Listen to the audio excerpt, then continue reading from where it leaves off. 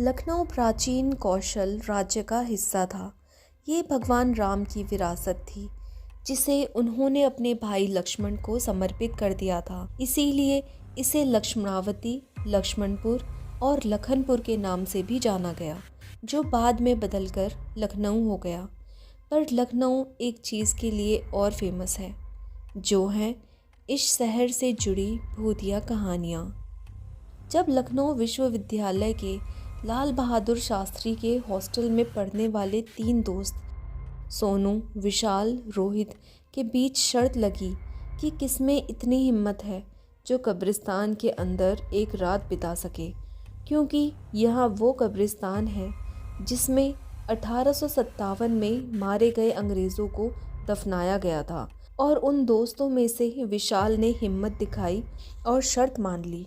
अगले दिन तीनों दोस्त विश्वविद्यालय से निकले और नंदवा कॉलेज और पक्के पुल के रास्ते से होते हुए कब्रिस्तान के पास पहुंचे। रात के करीब 1 बज चुके थे। सन्नाटा छाया हुआ था और सड़क पर भी 1-2 गाड़ी वाले ही नजर आ रहे थे। तीनों दोस्त कब्रिस्तान में पहुंचे। कब्रिस्तान के चारों ओर दीवार टूटी हुई थी, कोई भी आसानी से अंदर जा सकता था। अब रात के करीब 1 बज चुके थे। सोनू कहता है, ठीक है विशाल, कल मिलते हैं, अगर तुम जिंदा रहे तो।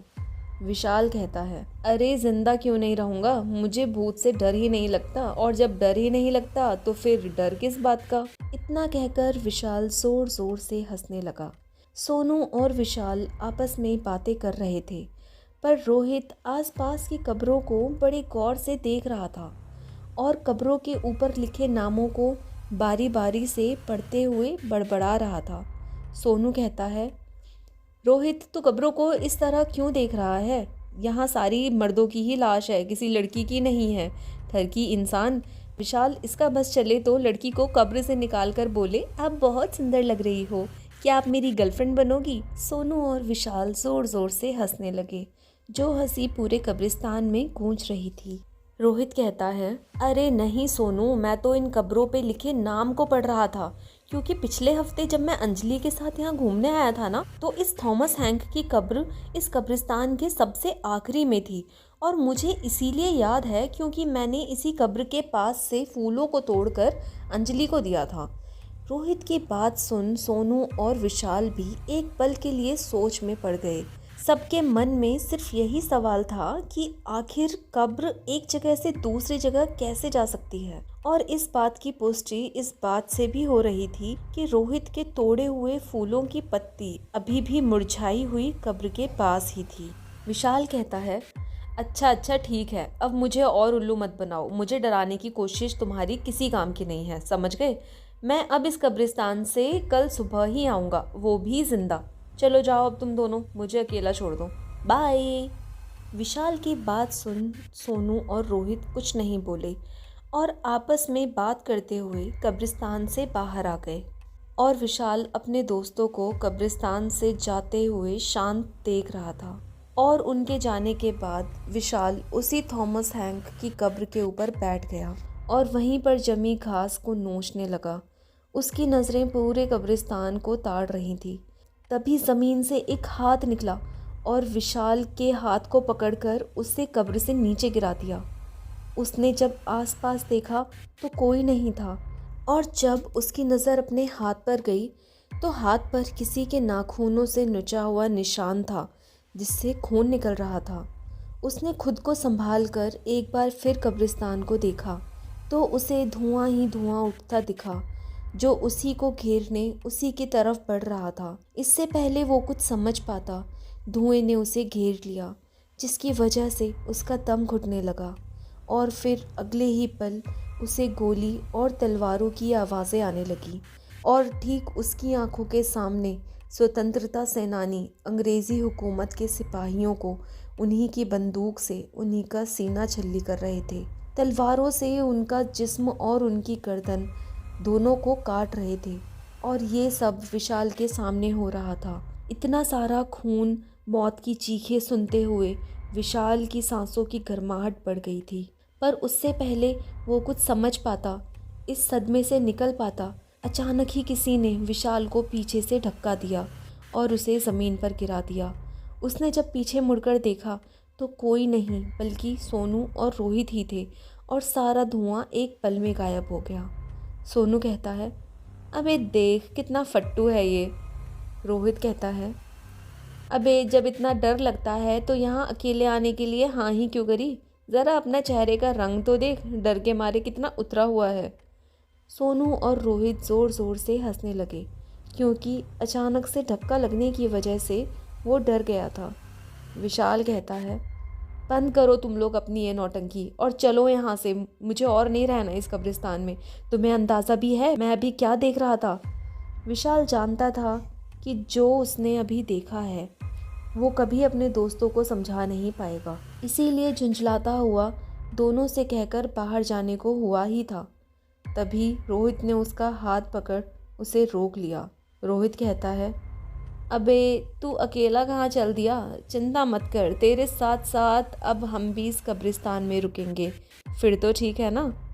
विशाल कहता है, पर रुकना ही क्यों है? जब से मैं आया हूँ अजीब सी ठंड लग रही है और तुम दोनों के हाथ भी तो बर्फ़ की तरह ठंडे हो चुके हैं। मैं कहता हूँ ना, चलो यहाँ से।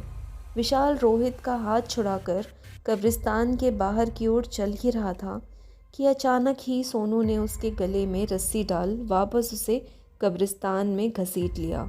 विशाल, सोनू ये तुम क्या कर रहे हो? मैं विशाल तुम्हारा दोस्त, तुम मेरे साथ ये क्या कर रहे हो? विशाल चीख चीख के सोनू से कहे जा रहा था, पर सोनू ने उसकी एक नहीं सुनी और घसीटता हुआ एक पेड़ के पास ले गया। फिर रस्सी को पेड़ की डाल पर फेंक दूसरी तरफ से खींचता हुआ विशाल को फांसी चढ़ाने लगा। विशाल, सोनू ये तुम क्या कर रहे हो?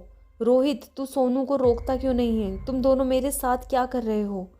विशाल के इतना चीखने पर भी उन्होंने उसकी एक ना सुनी और देखते ही देखते विशाल फांसी की वजह से झटपटाने लगा। इतने में ही उन दोनों में से एक बोलता है, अब जब तू मर ही रहा है तो सुनता जा, हम वो हैं ही नहीं जो तू समझ रहा है। मैं हूँ सेनापति थॉमस हैंक और ये मेरा सिपाही था। तुम भारतीय हमेशा से ही अंग्रेज़ी हुकूमत के ग़ुलाम थे और ग़ुलाम रहोगे। इतना कहकर उन दोनों का शरीर धीरे धीरे अंग्रेज़ी हुकूमत के सिपाहियों की पोशाक से ढक गया, जिनकी आंखों के सामने विशाल फांसी पर लटका तड़प रहा था। विशाल के इतना तड़पने पर भी उन सिपाहियों को चैन नहीं आया। उन्होंने अपने हाथ में पकड़ी बंदूक और तलवार से विशाल के शरीर को छल्ली करना शुरू कर दिया, जिससे विशाल की मौके पर ही मौत हो गई।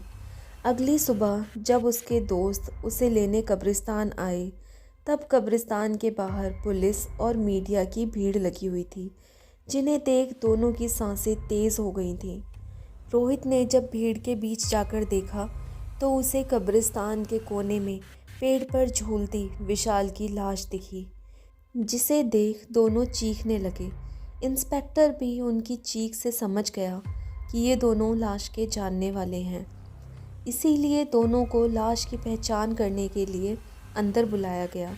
सोनू और रोहित ने जब विशाल की लाश को गौर से देखा तो उनकी रूह कांप गई। गला ज़ोर से दबने की वजह से विशाल की आंखों की पुतलियां बाहर आ गई थीं। आंखों की जगह दो काले गड्ढे दिखाई दे रहे थे और नीचे ज़मीन पर खून ही खून बिखरा हुआ था। साथ ही गोलियों के खाली कारतूस भी बिखरे हुए थे, पर विशाल के जिस्म पर कट का एक निशान भी नहीं था। दोनों ने लाश को पहचान तो लिया था, पर अब ये केस पुलिस को भी समझ नहीं आ रहा था। पर पोस्टमार्टम से ये बात साबित हो चुकी थी कि बाहर से भले ही उनके शरीर पर कोई खरोच ना हो, लेकिन अंदर से उसका शरीर गोलियों से छल्ली पड़ा था और अंदर से मांस, नसें, यहाँ तक कि हड्डियाँ भी कटी हुई थी। बहुत जांच पड़ताल के बाद भी केस कभी नहीं सुलझा और कुछ साल बाद सोनू और रोहित की लाश भी उसी रहस्यमय तरीके से उसी पेड़ पर फांसी पर लटकी मिली। पोस्टमार्टम रिपोर्ट्स में भी वही लिखा था जो विशाल की रिपोर्ट्स में लिखा था। शरीर पर एक भी कट के निशान नहीं, पर अंदर से जिस्म गोलियों से छल्ली पड़ा हुआ और तलवार से मांस के साथ हड्डियां भी कटी हुई।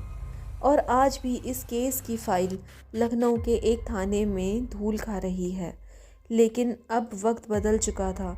सरकार ने कब्रिस्तान को संरक्षित करते हुए चारों तरफ दीवार बनवा दी है और लाइट की सुविधा भी कर दी है।